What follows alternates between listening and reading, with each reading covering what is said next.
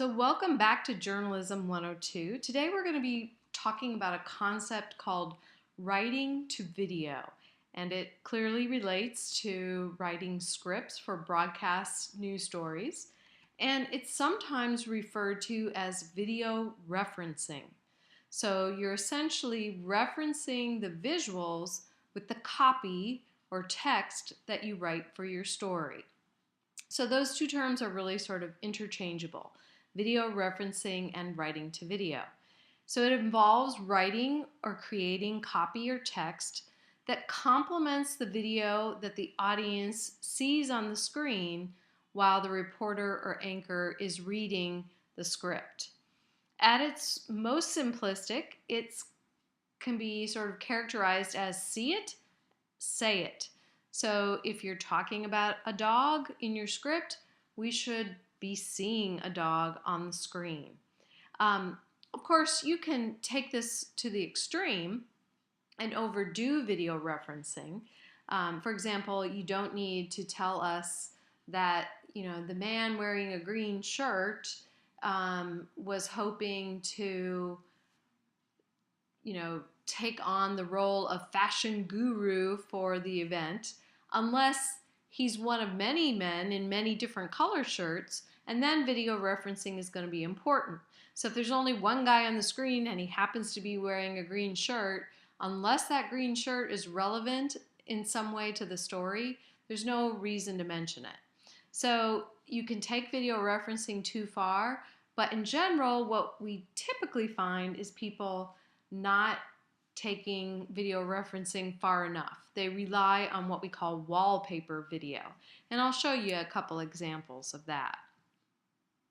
So last year, here at Ole Miss, we took some students to WTVA in Tupelo and had them report for the station for a day. And this is an example of a story that one of our students produced. I want you to pay particular attention to the way in which the reporter refers to specific elements within the scene in the script that he's narrating. And I'll probably go ahead and have you watch the story more than once. So let's take a look at the video referencing in this piece, and I think you'll get a sense for what I mean by when you're talking about something, we should be seeing what it is you're talking about. Welcome back. Today, WTVA News took part in a live lab with journalism students from the University of Mississippi. Several students came in and worked as photographers and reporters, and we couldn't think of a better place to send one of the teams than to Oxford for the Double-Decker Festival. And as Aubrey Killian reports, this year's festival has a distinct Tupelo flair. It's a sea of food, music, and fun on the Oxford Square for the 17th Annual Double-Decker Festival. Tupelo vendors made their way to the square early Saturday morning, gearing up to sell everything from oil paintings and redneck toothbrushes. This is just a piece of deer antler with a toothbrush on it, and it's my #1 selling item. It's just a novelty gift. It's not to be used for your total hygiene care. So, cute story, but a good example of strong video referencing right off the top.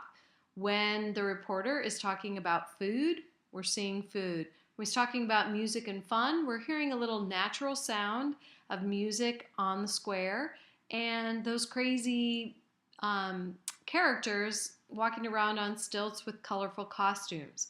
When he's talking about everything from oil paintings to redneck toothbrushes, we see a shot of oil paintings, we see a shot of redneck toothbrushes. So that's what we're talking about with video referencing, that we're trying to make sure that when we're describing something in our copy, that we're seeing that element on the air. And that's why it's so important that as a writer, as a broadcast news writer, and we're talking television here, of course, that you know exactly what video you have, and then you write to that video. So you don't want to try to write a script and then shoot video that will match the script. You want to shoot video and then write a script that works with your video. So when the video and what the reporter or anchor is saying doesn't match, that can cause an audience disconnect. It can either bore them or confuse them and lose them. It creates something that psychologists call cognitive dissonance. So in other words, when the eyes and the ears compete, the eyes win. So why is that troubling for a broadcast news writer? Because we spend a lot of time crafting the copy that we're writing, and if what we've written won't make sense to the viewer because they're too busy trying to figure out what the video is trying to show us and how it relates to what's being said, then you've just wasted all the time that you've spent writing a great script. Because if the eyes and the ears compete, the eyes win. People are going to be more focused on what they're seeing on the screen and less focused on hearing what the narrator, whether that's the anchor or reporter, has to say. So what your assignment is for this week is to write a voiceover, or what's called in its abbreviated form a VO. So it's a very common form of TV news story. And during the VO, what happens is that you see right off the top an establishing shot generally of the person who's speaking, so the anchor most of the time. And then as the anchor continues to read, while he or she is speaking, what you get is visuals incorporated on the screen that relate to what's being said. So we hear a newsreader's voice while we see relevant video playing on the screen. So oftentimes this is much easier to understand if you see an example of what I'm talking about. So here's a voiceover from a newscast. What you'll notice is the anchor on the screen directly addressing the audience, and then as he continues to read, you'll start to see video related to the story that he's telling.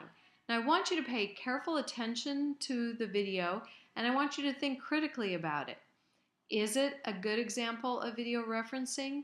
Do you see lots of sequences? Is it a really well shot video? Is it compelling? Or is there a little bit of cognitive dissonance going on? Are there times at which you start watching the video and stop listening to what the anchor is saying?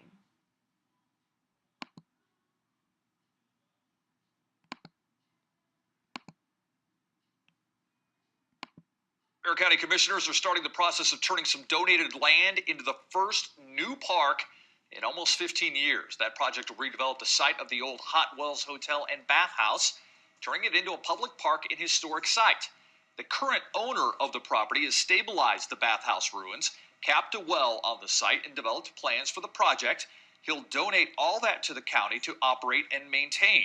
The total cost of the redevelopment will be about $2.7 million, and that will come out of next year's budget. Okay, so not sure what you think of that particular story, but let's sort of think together and discuss together what we saw there. So how was the video referencing? You know, it was not a particularly complicated story. So I think that the writer did a good job of really simplifying the information. But it could have been referenced more strongly. You know, the writer might have added something in there. As you can see in this aerial view, the building is in ruins, the current owner, you know, so drawing the audience's attention to what's on the screen is a good way to keep the audience focused on what they're seeing, especially when the video is weak. In general, the weaker your video, the more important it is that you actually reference it. Sequencing, pretty much non-existent, right? I mean, this was a single shot with a zoom in. So there were things that the anchor was talking about that, you know, certainly did not appear on the screen. There was no sequencing. So in terms of a voiceover, this was a relatively weak visually told voiceover. The writing wasn't bad, but it wasn't a great example of a strong video story. Hopefully you noticed that we saw the anchor on camera before we saw the video. This is a step that a lot of inexperienced journalists kind of leave out, realizing that you want to write something for the anchor to say on camera, directly addressing the viewers before you begin the portion of the story where we'll see video. Here's another example. So in this one, I want you to do the same thing. Watch how the visuals and the copy work together and make a judgment about how well this story is told from a video referencing and or sequencing standpoint.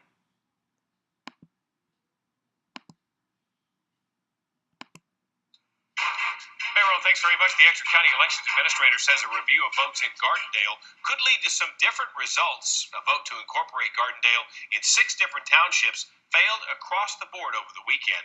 The Elections Office tells us they are now officially reviewing the votes after complaints were filed that some people's votes were being counted in the wrong township.